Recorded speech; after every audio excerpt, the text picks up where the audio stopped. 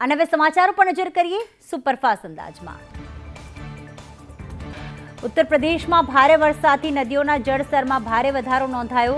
વારાણસીમાં ગંગા નદીના જળસ્તરમાં વધારો થતાં નમો ઘાટ જળમગ્ન થયો।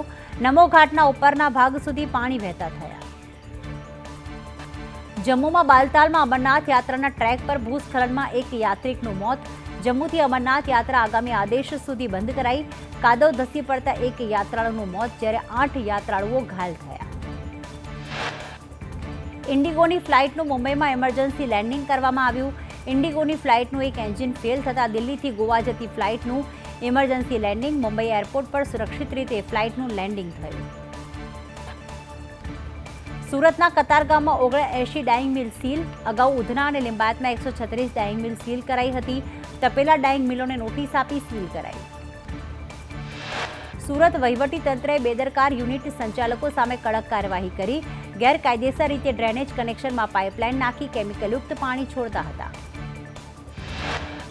સુરત એરપોર્ટને નડતરરૂપ 4 બિલ્ડિંગનો ફરી સર્વે કરાશે। 22 જુલાઈએ એરપોર્ટને નડતરરૂપ બિલ્ડિંગના સર્વે વખતે પ્રમુખ અને બિલ્ડરોને સાથે રાખવામાં આવશે।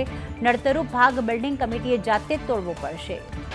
સ્થાનિકે કહ્યું, 2 કાર વચ્ચે રેસમાં અકસ્માત થયો। પોલીસ પુત્રની ધરપકડ કરવામાં આવી। ઈજાગ્રસ્તોને સારવાર અર્થે ખસેડવામાં આવ્યા। અમદાવાદ ભારતનું સ્વચ્છ શહેર જાહેર થતાં ગૃહમંત્રી અમિત શાહે શુભેચ્છા પાઠવી। કહ્યું, અમદાવાદવાસીઓ માટે ગૌરવની ક્ષણ, આ સિદ્ધિ શહેરીજનોને સમર્પિત। અમદાવાદના તમામ નાગરિકોને અભિનંદન। અમદાવાદના ઘાટલોડિયામાં ડોમિનોઝ પિઝા સીલ કરાયું। સોસની બોટલમાં ફૂગ જોવા મળી હતી। સોસનો ટેસ્ટ પણ બદલાયો હોવાની ફરિયાદને લઈને એએમસીએ કાર્યવાહી કરી। કિરીટ પટેલ અને ગેનીબેને પાણીપુરીનો સ્વાદ માણ્યો। બંનેનો પાણીપુરી ખાતો વિડીયો આવ્યો સામે। પાટણમાં કિરીટ પટેલની ઓફિસ બહાર પાણીપુરી ખાધી।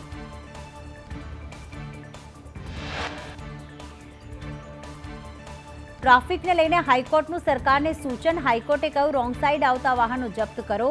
પીક અવર્સમાં ભારે વાહન પર પ્રતિબંધનો અમલ કરાવો। કાયદાનું પાલન કરાવવું પોલીસની ફરજ। અને કાયદાનું પાલન કરાવી ટ્રાફિક સમસ્યાનું નિરાકરણ લાવો। ટ્રાફિક નિયમોનો ભંગ કરનાર લોકો બેદરકાર છે।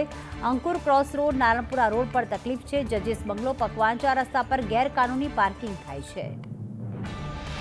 તો ટ્રાફિક પોલીસે હાઈકોર્ટમાં જવાબ રજૂ કર્યો। ટ્રાફિક નિયમોના ભંગ બદલ 89,000 ચલણ અપાયા। જાન્યુઆરીમાં રોંગ સાઇડ ડ્રાઈવમાં 1,129 એફઆઈઆર થઈ। ઓલિમ્પિકના સરકારના નિર્ણયને લઈને ગોધાવી ગામના ખેડૂતોએ હાઈકોર્ટમાં અરજી કરી। ગોધાવી ગામના ખેડૂતો ઝોન ફેડ સામે હાઈકોર્ટમાં પહોંચ્યા। ગોધાવી ગામના ખેડૂતો દ્વારા KZ3 ને પડકારાયો।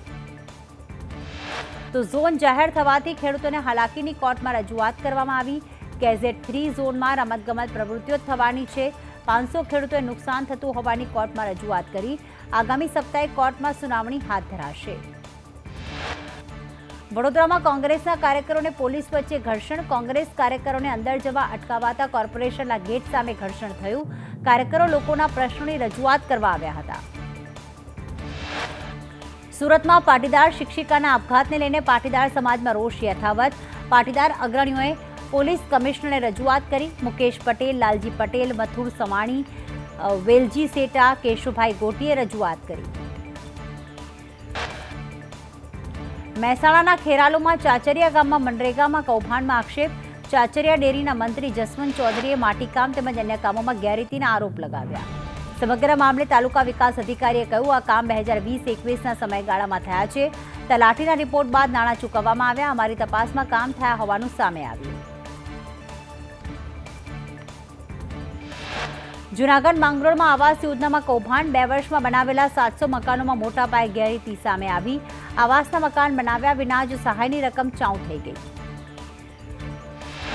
લાભાર્થીઓની યોજના હેઠળ 1,70,000 સહાય મળે છે, જેમાંથી માત્ર 1,10,000ની સહાય અપાઈ।